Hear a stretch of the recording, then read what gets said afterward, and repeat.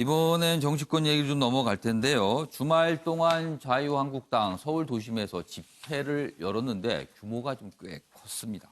그 내용 좀 다뤄보겠습니다. 먼저 한국일보 기사 준비되어 있습니다. 황교안, 북한 제재 해제 구걸하는 정권이다. 이렇게 집회에서 얘기를 합니다. 그러자 민주당, 도로 침박당 회기냐. 이렇게 또 반발했어요. 내용 보시죠. 한국당 주말 광화문 장애 집회를 열었습니다. 한국당 주산으로 한 2만여 명 참석해 보수층 결집을 노리는 모습이다. 이렇게 돼 있고요. 반문 투쟁으로 정계 개편을 하려는 듯하다. 이런 관측도 나오고 있습니다. 집회의 의미를 설명한 겁니다. 밑에 보시죠. 청와대, 황교안 대표 발언은 구시대적인 색깔론이다. 이렇게 지적을 하면서 반발했어요. 여권도 반발하고 있어서 전국 경색이 불가피하다. 불가피가 아니라 전국은 이미 경색돼 있는 거 아닙니까? 어떻게 보면 더 이상 뭐가 경색될 게 있을까 싶기도 합니다. 아무튼 내년 총선까지 대치가 계속될 우려가 있다. 그럼 앞으로 1년 동안 계속 대치만 한다는 소리 같기도 하군요. 관련 기사 하나 더 있습니다. 보시죠. 서울신문 기사입니다. 민생 팽개친 4월 국회다. 여당은 협치불능, 야당은 강경 장외투쟁. 내용은 같습니다. 오늘 여야 그리고 국회의장이 의사일정 합의를 시도를 하려는데 이게 합의가 되겠습니까? 지금 이런 분위기에서. 그런데요, 여기 보시면 여당은 협치불능, 야당은 강경 장외투쟁. 시간을 되돌려서 한 5년 전으로 가보겠습니다. 그때도 이런 기사 본 것 같아요. 그럼 매번 그냥 반복된다는 얘기밖에 안 되는 것 같습니다. 야당이 되면 뛰쳐나가고 여당이 되면 강행하고 정권이 바뀌었는데도 또 그러고 이런 모습입니다, 지금. 참, 여기서요, 그럼 이 장애 집회의 모습 그리고 여당에 반발하는 논평 저희가 영상으로 묶었습니다. 보시죠. 문재인 정권의 폭정과 좌파 독재 맞서 인사 참사 책임자인 조국 민정수석과 조현옥 인사수석을 즉각 파면하라. 소득주도 성장, 최저임금 상승으로 경제를 파탄내고도 선거에만 올인하는 청와대와 민주당은 작폭하라.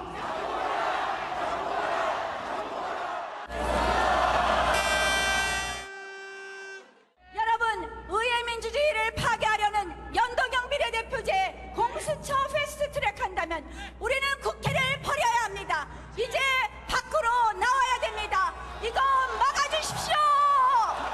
여러분, 그들의 좌파 독재 야욕의 폭풍을 우리 함께 막읍시다. 여러분, 북한 제재 해제해달라 이러고 구걸하고 다니고 있어요. 이래도 됩니까? 우리의 대통령은 대북 제재 풀어달라고 사방팔방 돌아다니고 있습니다. 우리 경제 살릴 외교는 전혀 보이지 않고 김정은 대변인 역할만 하고 있습니다. 이래도 됩니까? 자유한국당 황교안 대표야말로 어째서 제1야당의 책임감은 내동댕이 치고 태극기 극렬 극우 세력과 토착외구 옹호 세력의 대변인 역할만 하고 있는 것입니까? 장애 집회의 발언 그리고 그거에 대한 반발하는 논평 내용들 보시면 상당히 날이 서 있습니다. 날이 서 있어요. 그러니 전국이 경색될 수밖에 없고 지금 일부 언론에서는 내년 총선까지 1년 동안 경색 상태가 될 수도 있다 이렇게 걱정을 하고 있는 겁니다. 윤기찬 변호사, 주말 동안 장애 집회 모습을 봤는데요. 아마 시청자 여러분께서도 아마 좀 포착을 하셨는지 모르겠는데요. 집회 중간중간에 보면은 태극기를 드시는 분들이 꽤 많이 보여요. 그렇다면 이른바 한국당이 이제 태극기 세력과 같이 하는 거냐? 이런 질문도 좀 나오고 있습니다. 윤기찬 변호사, 지금 상황이 어떻게 된 겁니까? 태극기 세력 세력이라고 별도로 저희가 분리해서 뭐 언급할 예. 필요는 없고 예. 사실 이제 그동안에 태극기 세력으로 지칭되었던 분들이 예. 이제 나라 걱정하려고 거기 매주 나오시는 분들이 있더라고요. 주말에 자주 저도 집회하죠. 나가봤는데 근데 이제 자연스럽게 합류하신 분들도 계시고 또 따로 집회하시는 분들도 계시고 그 집회하는 장소가 한 서너 군데가 돼요. 제가 나가보니까. 예. 그래서 그 부분은 어떤 정치적 성향에 따른 그 분류된 집회가 아니고 나라를 걱정하는 집회였던 것으로 보이고요.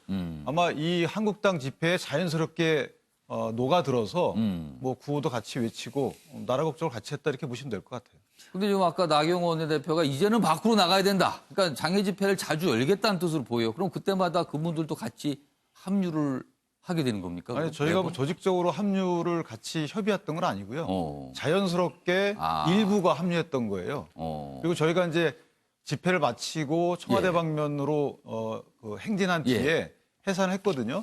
그 이후에도 또 집회를 하고 계시더라고요. 아, 그분들은? 예, 그러니까 저 같은 집회 주체가 같았던 것은 아니고 자연스럽게 같이 모여서 행동했던 것이다. 이렇게 그 봐주시면 인근에서 될 것 집회를 열다 보니까 자연스럽게 합류가 좀 네네. 됐다. 이런 설명이시네요. 알겠습니다. 최영철 편집위원. 네. 이 황교안 대표의 이제 김정은 대변인 이 발언이 다시 한번 나왔는데 사실 나경원 원내대표가 김정은 수석 대변인이라는 발언을 하는 바람에 국회가 발칵한 거 아닙니까? 그리고 굉장히 대치가 있는데 황교안 대표도 이 얘기를 했어요. 분명히 이게 야당으로부터 거센 반발이 있을 것이다라는 걸 알고 했을 거 아닙니까? 그렇다면 의도가 있는 발언이라고 볼 수 있는 건데요. 황교안 대표가 경고를 했죠. 예. 이미선 헌법재판관을 임명을 강행했을 때는 예. 가만히 있지 않겠다. 그 모든 것이 그 한마디에 녹아있다고 볼 수 있겠죠. 그러니까 가만히 있지 않겠다고 말씀하셨고 이제 예. 말씀도 강도가 점점 세지시고 예. 이제 장애투쟁까지 나오셨는데 제가 오늘 아침에 택시를 타고 광화문 앞을 지났는데 예. 택시 기사분이 이런 얘기를 하더라고요. 또 데모가 시작됐구나. 아. 자기 그 촛불 집회할 때 예. 장사가 잘 안 돼서 그때 굉장히 애를 먹었는데 예. 또 이렇게 나오기 시작하면 광화문에 손님 많은데 예. 이렇게 자꾸 택시가 이쪽으로 못 들어온다. 그러니까 주말마다 거의 택시는 그 도심에서 꼼짝을 못 하는 못 거죠. 들어요. 요즘은 이렇게 평일까지 이렇게 많이 하기 시작하면 이제 자기는 그 오후 2시쯤에 자기는 집에 들어간다고 그러더라고요. 장사가 안 되면. 아예 그냥. 이른이 넘으신 택시 기사분이던데. 예. 그러니까 결국 지금 서민들만 죽어나는 거 아닙니까 지금. 결국 누구 때문에 이러는 것인지 잘 모르겠지만 어쨌든 이 야당과 여당이 예. 저렇게 장외로 나가고 또 한쪽은 장외로 나간 야당을 비판하고 이래서는 결국에는 국회는 공전하고 국회에서 법은 아무것도 통과가 안 되고 추경 예산도 통과되지 않고 예. 결국 이러면 서민들만 고통을 받는다. 결국 정치는 책임지지 않고 공방만 벌인다. 근데 이것은 결국 누가 책임져야 됩니까? 예. 가장 큰 책임은 결국 집권 여당이 져야 되는 거죠. 집권 여당이 국정을 이끌어 나가야 되는 것인데 예.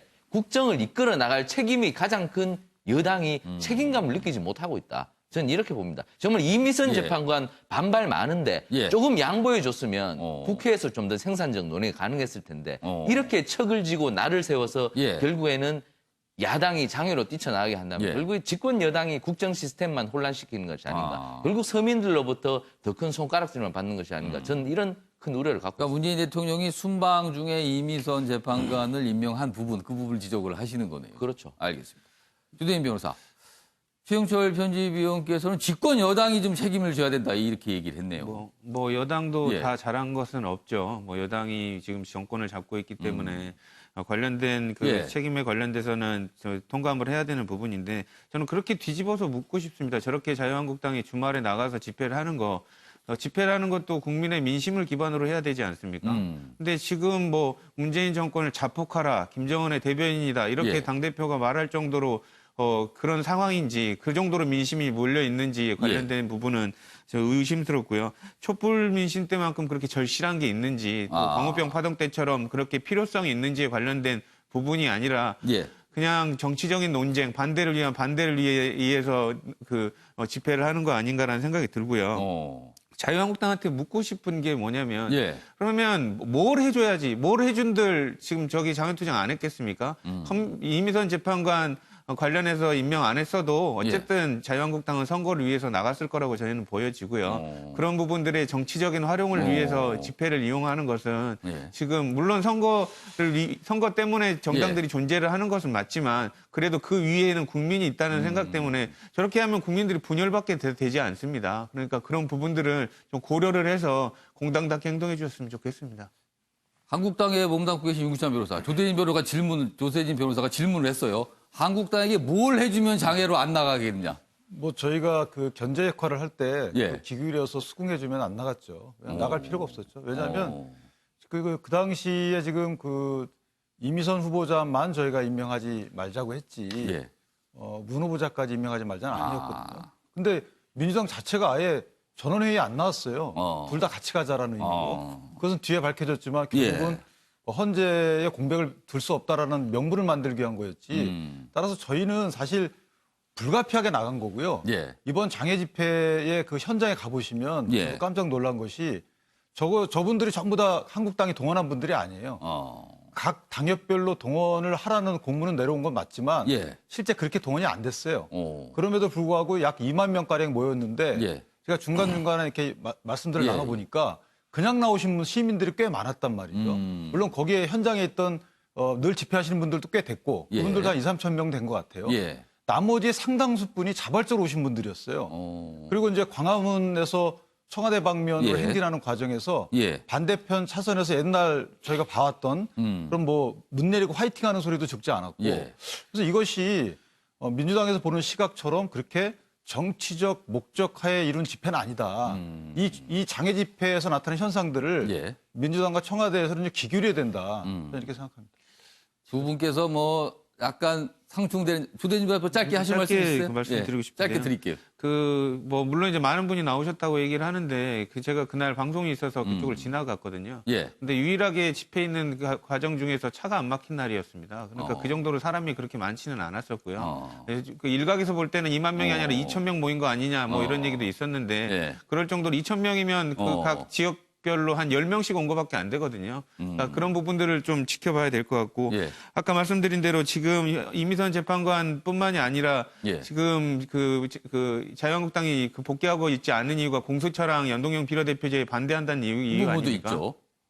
근데 이거는 사실상 국민들이 예. 대부분 여론조사를 통해서도 지금 극렬히 원하고 있는 상황입니다. 근데 그런 부분들을 어떠한 그 테이블에도 오지도 않고 않는 상태에서 들어오지 않는 게 이게 명분이 있는 거부라고 할 수 있는지 그거는 좀 의문입니다. 지금 사실 조대진 변호사하고 윤미찬 변호사 각각 민주당과 한국당에 몸담고 계시거든요. 여기서 이게 토론을 지금 하고 계시지 않습니까? 근데 사실은요. 장애 집회 나간 한국당이나 비난을 논평을 내놓는 그리고 어떤 지적을 하고 있는 청와대.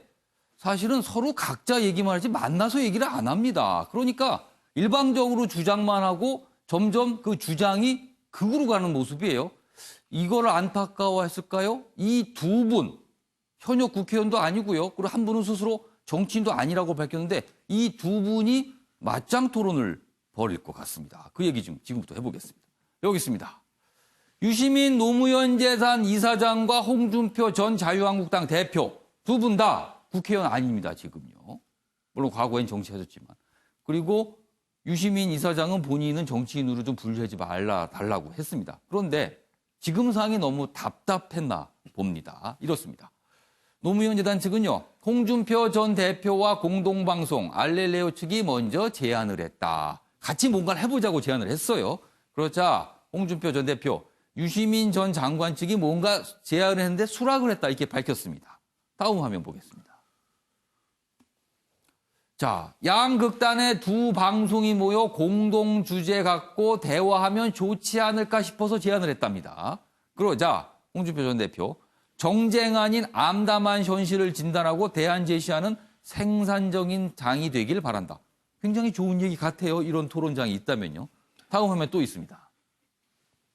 자, 홍준표 전 대표 어제입니다.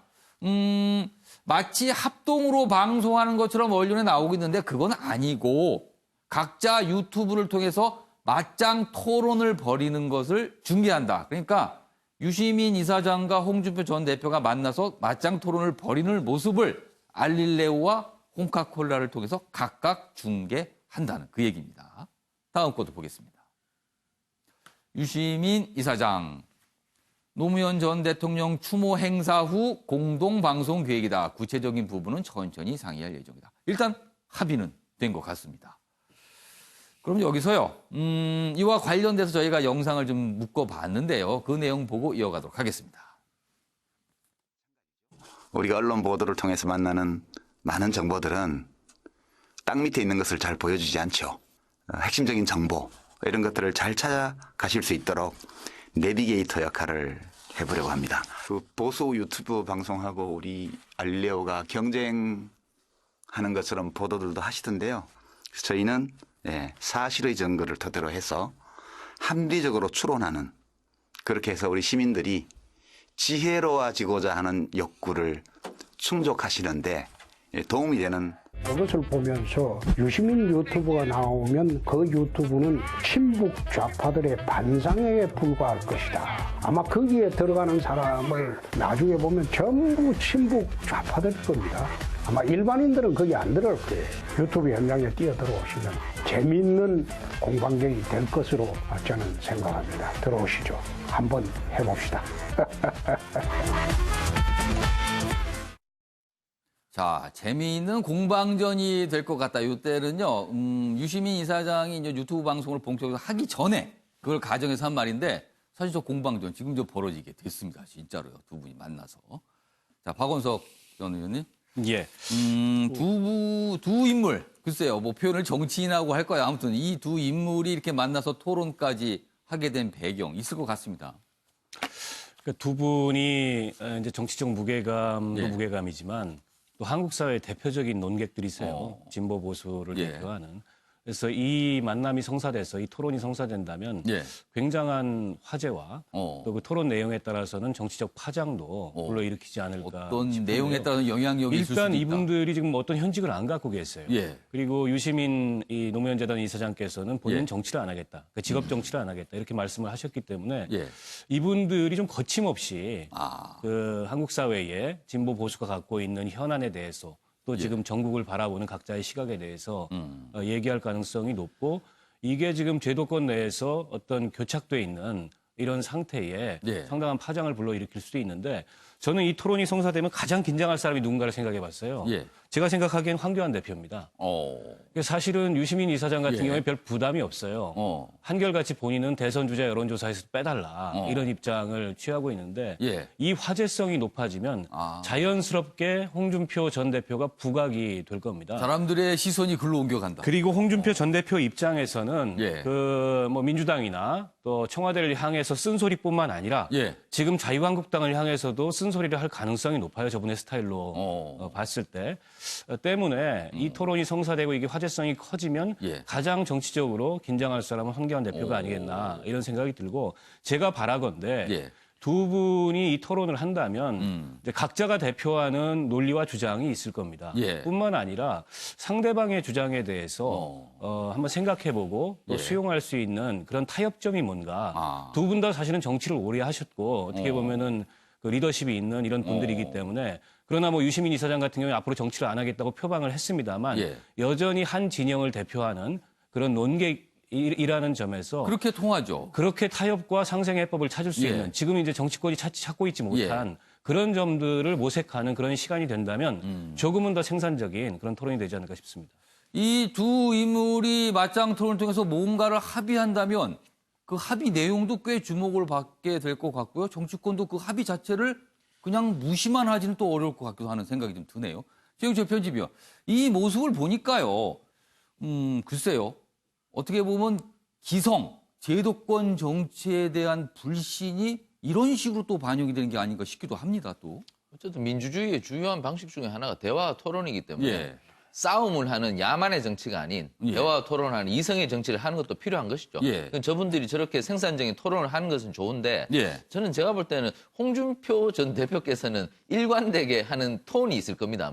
그래서 과연 대화가 제대로 될지 아니면 자기의 입장만 늘어놓는 것이 될지 거기에 대해서는 조금 의문이 있습니다만 어쨌든 대화하고 토론하는 것은 괜찮을 것 같고 근데 아까 박원석 의원님 뭐 홍준표 대표가 다시 한번 무게감을 키우는 그런 계기가 되지 않을까 이런 말씀도 하셨는데 황교안 대표 입장에서는 좀 불리해지는 상대적으로. 뭐 그런 그 분석이었어요. 의견도 있겠지만 제가 볼 때는 지금 자유한국당 내에서 황교안 대표의 무게와 위치는 예. 이미 굉장히 올라가 버렸다. 정치란 것이 이게 관성이 굉장히 강하기 때문에 예. 한번 황 대표한테 쏠린 권력이 새로운 사람에게 바톤 터치되기까지는 굉장히 큰 계기가 있어야 되는데 예. 그 큰 계기를 만들기에는 저 토론회는 좀 약하지 않을까.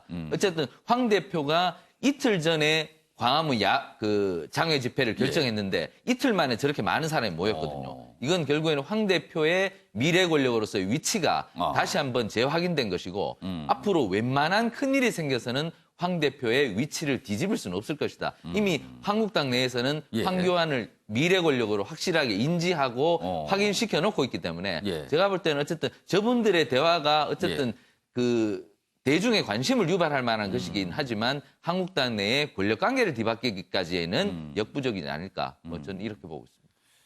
사실 이 두 인물의 토론회가 무슨 대선 토론회도 아니고요. 무슨 정책 토론도 아닙니다. 그냥 본인들끼리 제안하고 수락해서 그냥 하는 토론회인데 또 이렇게 세간의 주목을 받고 있는 현상.